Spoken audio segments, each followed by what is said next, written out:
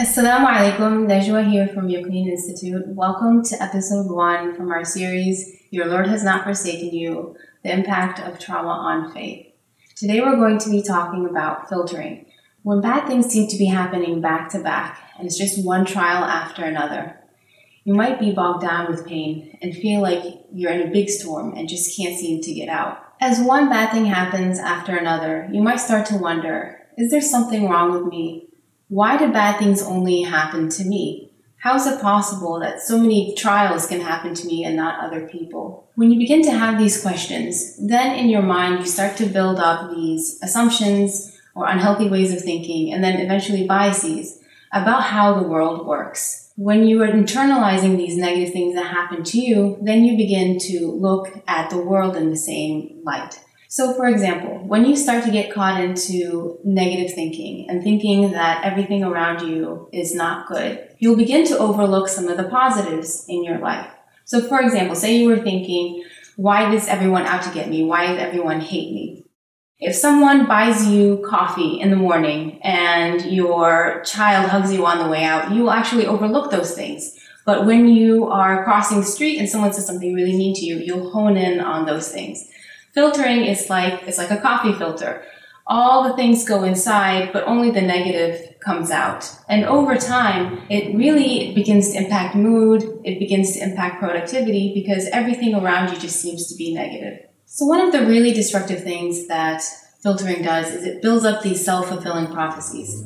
And self-fulfilling prophecies, they not only can be done to us by other people, but we can also do them to others. So say, for example, you are a woman who has low self-esteem. So you built in this filter that I'm worthless, there's nothing good about me. What happens over time is that you might start to act in that way. And so what happens is other people around you will begin to act on you in that way. And then you say to yourself, well, I was not worthless. I was worthless this whole time. And so it becomes this whole self-fulfilling prophecy in which your thoughts and your feelings actually turn out to be what's going to happen to you. So this can be done in a good way, but it also can be done in a negative way. There was a landmark study done in the 1960s in which teachers were told that certain students in their class were ready to bloom. They did IQ tests in the beginning of the year, and at the end of the year, they did the same tests as well. And they found that those people who were ready to bloom, which actually were just randomly picked. The students that were randomly selected as ready to bloom actually significantly did higher on their IQ tests. And that's all because the teacher had a different perception of them and nurtured them in a way which helped them bloom. So one way to gain insight into filtering is to take a step back and reflect. Instead of looking at how is the world imposing itself on me, how am I imposing my views, my feelings onto the world? And when you take yourself out of being a more passive participant and more of an active person in your life, you will find that you have more power than you think.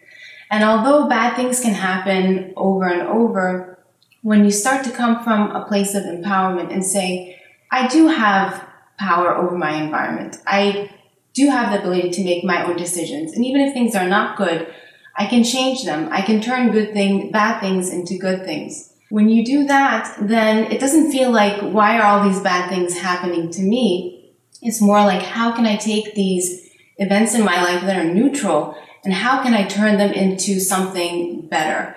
How can I impose myself on the world and make it a better place? One tool that you can find in our article is something called Through the Prophet ﷺ's Eyes. When you're feeling negative and that everything around you just feels really terrible, one exercise to do in your head is you can close your eyes and reflect. If he, ﷺ, was sitting in front of me, what blessings would he say that I had that he doesn't? If you think about it, he had so many traumatic events in his life. He was in poverty. He didn't have food to eat. He was persecuted. So when you look at it from that framework, what blessings, even if they're small blessings, do you have that he doesn't?